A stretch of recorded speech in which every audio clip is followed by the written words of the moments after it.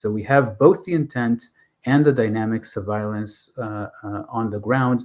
And, again, because the intent is expressed so explicitly, so directly, in such unashamed ways, and it's continued to be expressed in this way, then I do think that what we're seeing in front of our eyes is a textbook case of genocide. What I think it is that is genocide, because the intent is so clearly articulated, right? And it's articulated throughout Israeli media and society and politics now. And anyone who follows Hebrew language sources is exposed to shocking language by members of parliament, by journalists, on social media, in public spaces, calling to annihilate Gaza, to destroy Gaza, to flatten Gaza, to kill everyone, so on and so forth. But it's articulated since the 7th of October, actually, by people with what's called in international law command authority, right, or command responsibility. That is state leaders, members of the war cabinet, and senior army officers. And here we have dozens of pieces of evidence so far of people with command authority. And we can, we can name a few key examples in a second. Now, genocide, according to the UN Convention on the Prevention and Punishment of the Crime of Genocide from December 1948, requires two main things. One is intent, and the intent in the language of the convention means intent to destroy a group, and that's a national, ethnic, religious, or racial group. Once you establish intent, you also need to show the dynamics of violence on the ground, that they are actually genocidal in the sense that they fall into one or more of the 5 acts of genocide listed in the convention, which is killing members of the group, causing serious bodily or mental harm, creating conditions calculated to bring about the destruction of the group. And then there's also preventing birth within the group or forcibly transferring children from one group to the other. Now, the case of Israel's attack on Gaza, what we see on the ground is very clear. Israel has killed so far more than 12,000 Palestinians, more than 5,000 of them children, about 1,000 babies,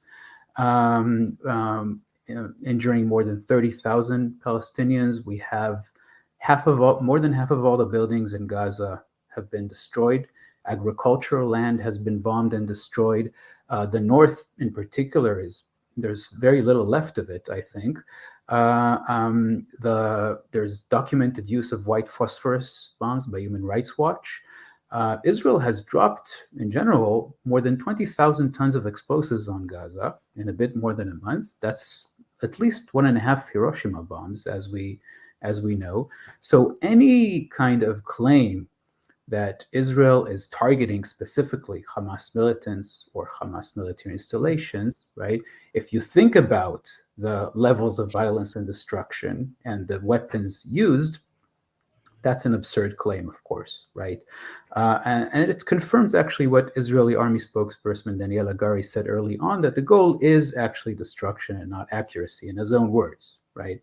But the key here, I think, is not just, again, it's enough to show that the levels, killing once we have intent is indeed genocidal killing, and the numbers actually are not the key issue here, right? But when you think about the total siege proclamation, right, the cutting off of water, food, fuel, medical supplies, together with a forced displacement of more than 1.5 million Palestinians of the 2.3 million Palestinians in Gaza so far, right? That now, in the last 6 weeks, have created, actually, in the language of the convention, conditions calculated to bring about the destruction of the group. Why? Because indeed, the siege has created what it was meant to create. That is, we now face starvation conditions in Gaza, right? Palestinians, they are facing starvations. Medical supplies have run out. Fuel is running out. We know that hospitals have been bombed. They have no medical supplies and fuel to do what hospitals need to save lives and treat people, certainly in a time of war. So we have now unbelievable overcrowding, conditions that are ripe for the outbreak of infectious diseases. So indeed, conditions calculated to bring about the destruction of the group in the language of the UN Convention. So we have both the intent and the dynamics of violence on the ground. And, again, because the intent is expressed so explicitly, so directly, in such unashamed ways, and it's continued to be expressed in this way, then I do think that what we're seeing in front of our eyes is a textbook case of genocide. So there's intent to destroy, but the intent to destroy here is also accompanied with explicit dehumanizing language. And then there is a language that actually should get us to think about historical cases of genocide. I'm referring specifically to, for example, ideas about deporting all the Palestinians in Gaza to the desert, right?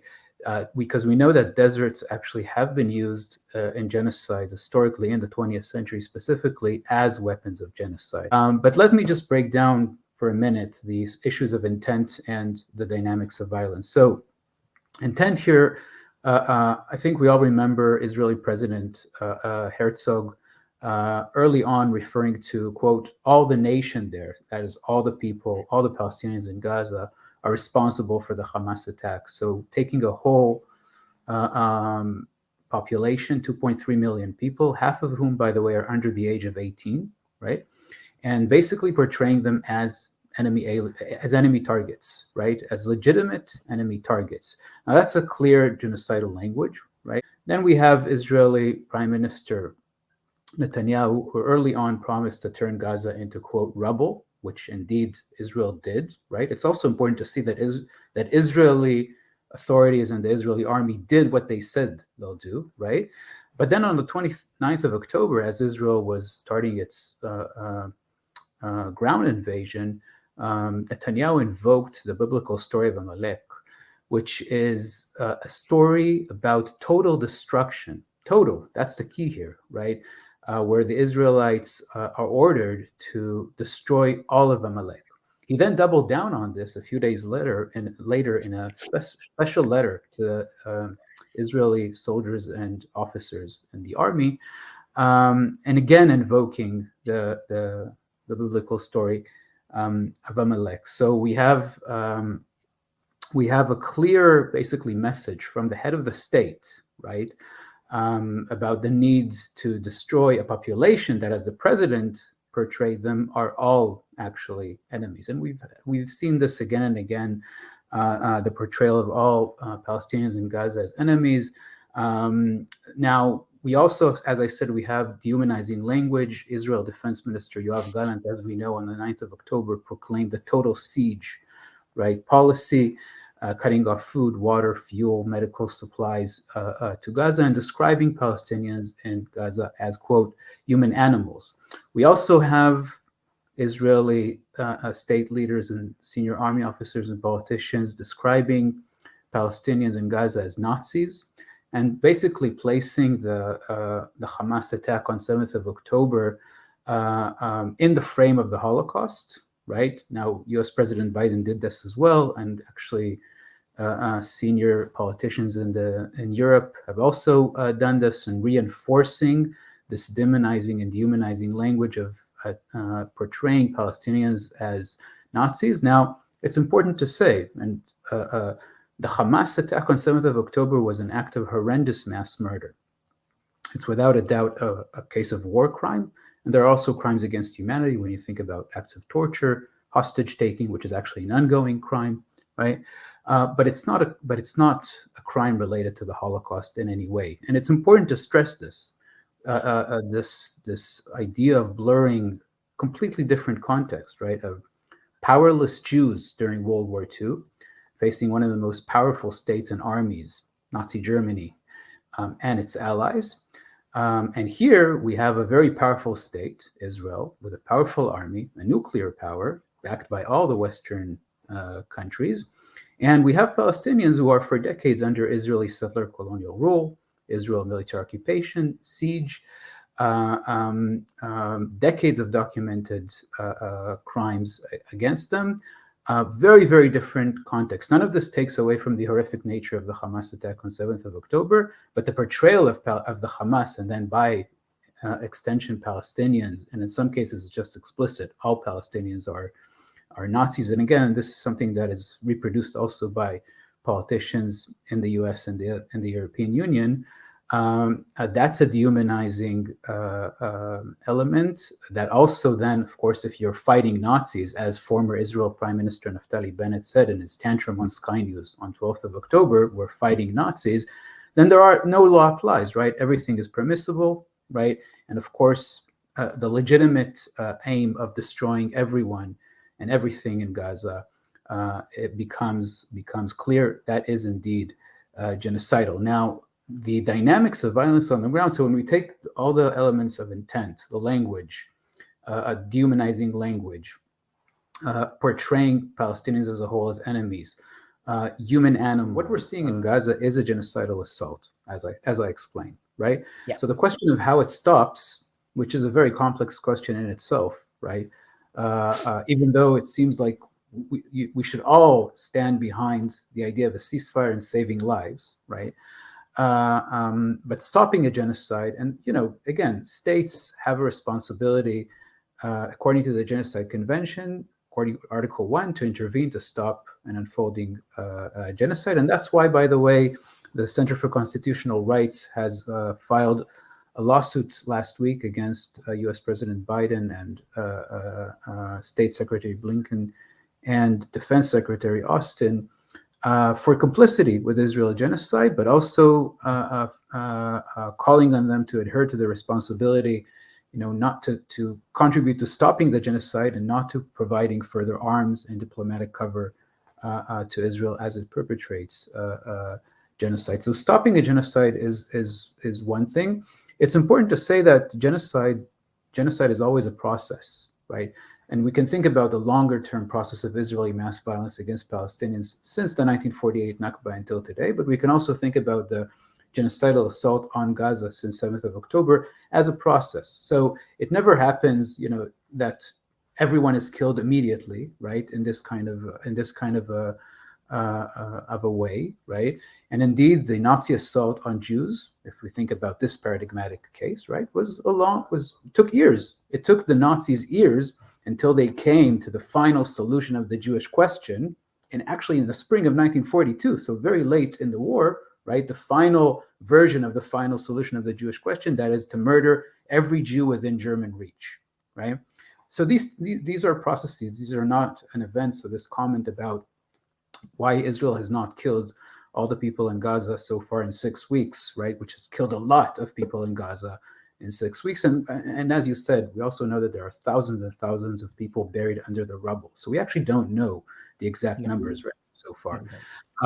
So that's one thing to say. Prevention, then, which is the other element of this, is referring to Palestinians in the West Bank under Israeli occupation and East Jerusalem under Israeli occupation, and then also Israeli Palestinians, the Palestinian citizens of Israel, almost 2 million people. And this is where prevention kicks in, because if we think about the idea that all Palestinians in Gaza are enemies, right? And if we think about the annihilatory language in Israeli politics and society and media now, right?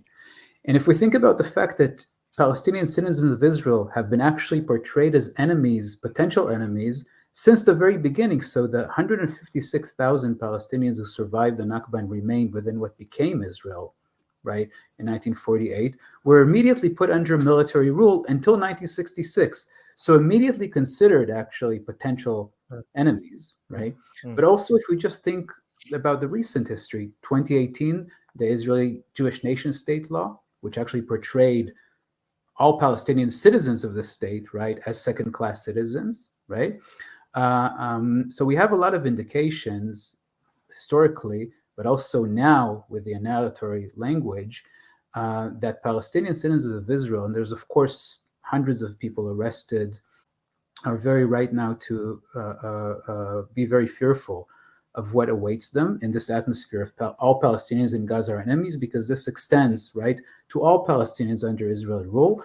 In the West Bank, we have an intensification since 7th of October of an already quite intense ethnic cleansing campaign in Area C, which is 60% of the occupied West Bank, again, with hundreds of arrests, with actually more than 15 whole communities of Palestinians in the West Bank uprooted and forcibly displaced since 7th of October. Hundreds of Palestinians have been killed in the West Bank since 7th of October, and then hundreds in 2023 before 7th of October, right? So, of course, the escalation of violence against Palestinians under Israeli occupation, but the annihilatory language, the ongoing genocide in Gaza now, in the history of looking at Palestinians under Israeli control everywhere as basically enemies, right? This means that we should be paying attention from the perspective of prevention at the West Bank and East Jerusalem and Palestinians in Israel. And this is not receiving anywhere near the attention that it should. It's certainly within the frame of prevention when we think about the genocidal assault in Gaza.